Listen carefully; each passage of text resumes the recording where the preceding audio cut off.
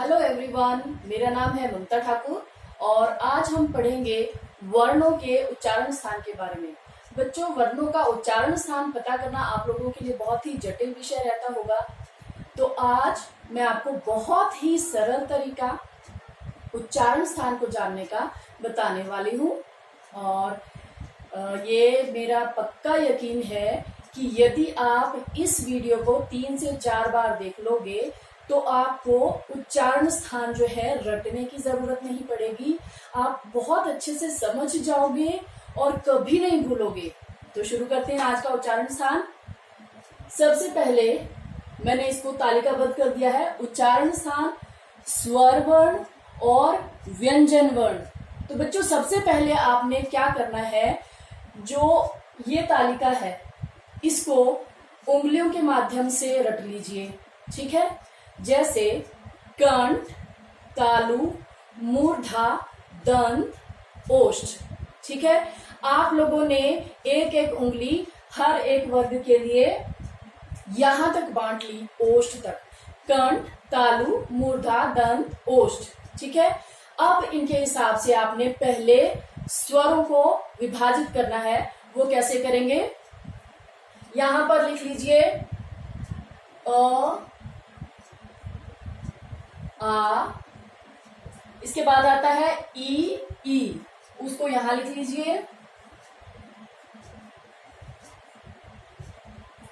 उसके बाद ऊ आता है, ऊ। आप देखिए होंठ जो है इसमें गोल हो रहे हैं, यानी कि प्रयोग ओष्ठ का हो रहा है, ऊ। तो हम मूर्धा और दंत छोड़कर सीधे ओष्ठ पर आ जाएंगे, ऊ। इसके बाद आता है री, और री को कहा जाता है मूर्धन्य, इसलिए इसका उच्चारण स्थान मूर्धा होगा। यहां पर आ जाइए। स्वरों में बच्चों कोई भी स्वर दंत्य नहीं होता है, इसलिए उस कॉलम को आप बिल्कुल खाली छोड़ दीजिए। ये हो गया। इसके बाद री के बाद आता है ए, ऐ। अब कंठ, तालु, मूर्धा, दंत, ओष्ठ 5 तक आपने हाथों पर विभाजित कर लिया।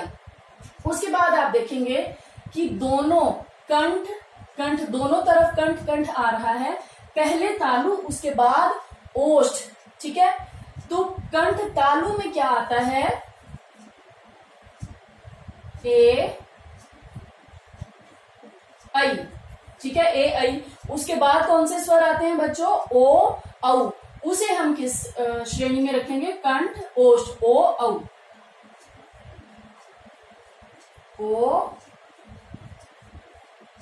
औ।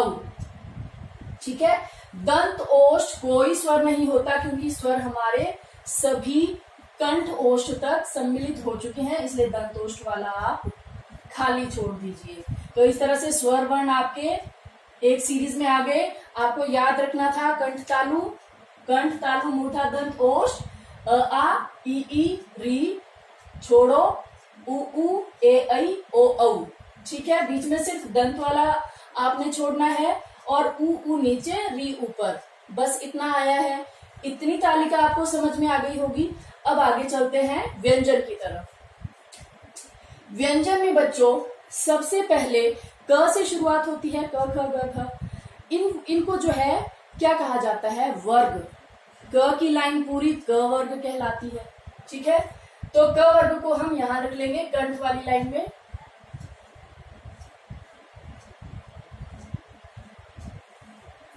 क वर्ग, क, ख, ग, घ, ङ। ठीक है, क वर्ग के बाद आप जब वर्णमाला आपने सीखी है सबने, क वर्ग के बाद कौन सा वर्ग आता है, क, ख, ग, घ, ङ के बाद क्या आता है, च, छ, ज, झ वाली लाइन आती है। ठीक है, उसके बाद ट, ठ, ड, ढ, ल, न वाली लाइन आती है। उसके बाद त, थ, द, ध, न, और उसके बाद प, फ, ब, भ, म। अब आपको मैं बता देती हूँ कि एक वर्ग में 5 वर्ण सम्मिलित किए जाते हैं, यानी कि क वर्ग में आए क, ख, ग, घ, ङ। ठीक है, तो च वर्ग में क से लेकर हंगा तक 5, च से लेकर च छ ज झ य, ट वर्ग ट ठ ड ढ ण और त वर्ग त थ द ध न और प वर्ग में आते हैं प फ ब भ म। ठीक है, आपने जो वर्णमाला पढ़ी है वो इसी सीरीज में होती है। ठीक है, मतलब कि सबसे पहले क वर्ग आता है, उसके बाद च वर्ग आता है, फिर ट वर्ग आता है, फिर त वर्ग आता है, फिर प वर्ग आता है। तो मैंने अभी आपको उंगलियों के माध्यम से बताया था कंठ, तालु, मूर्धा, दंत, ओष्ठ। अब इसको व्यंजनों में कैसे डिवाइड करोगे आप? क वर्ग, च वर्ग, ट वर्ग, त वर्ग, प वर्ग, नंबर वाइज। क वर्ग कंठ, च वर्ग तालु, ट वर्ग मूर्धा, त वर्ग दंत और प वर्ग ओष्ठ। उंगलियों पर अपने आप आपके आ गया, यानी के समझिए जैसे आपका ट वर्ग है, आपको पता लगाना है कि ठ का उच्चारण स्थान क्या है।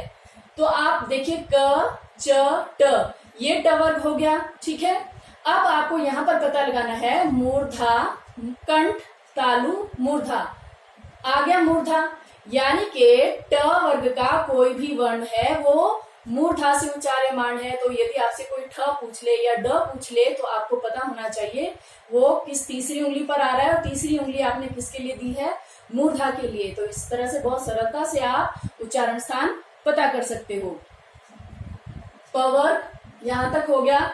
इसके बाद देखिए अ आ क वर्ग, प फ ब भ म, यहां तक कवर होने के बाद अभी व्यंजन खत्म नहीं हुए हैं, वो व्यंजन को आगे इन्हीं में बांटा गया है। तो वो अभी मैं आगे और बता रही हूं, इतना आपको समझ में आ गया होगा। आगे देखिए अ आ क वर्ग, इसके अलावा ह और विसर्ग। विसर्ग आप सभी जानते होंगे, ये विसर्ग का चिन्ह है। संस्कृत में जैसे आप लोग नमः बोलते हो, प्रातः बोलते हो, वो विसर्ग होती है और वो विसर्ग का उच्चारण कंठ्य है। उसके बाद ई च वर्ग, य श, ठीक है, री ट वर्ग,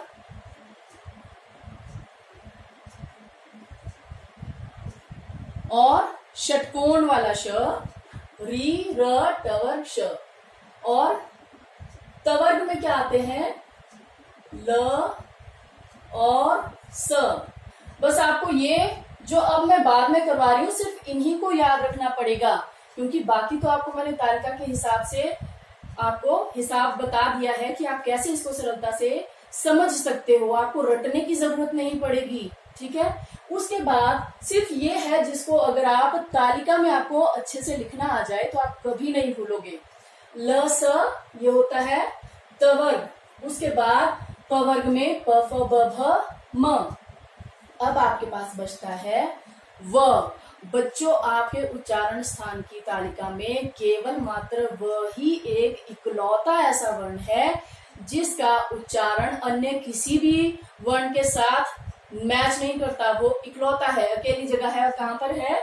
यहां पर, दंतोष्ठ व। ठीक है, तो इसके बाद मुझे लगता है तकरीबन सब हो गया है।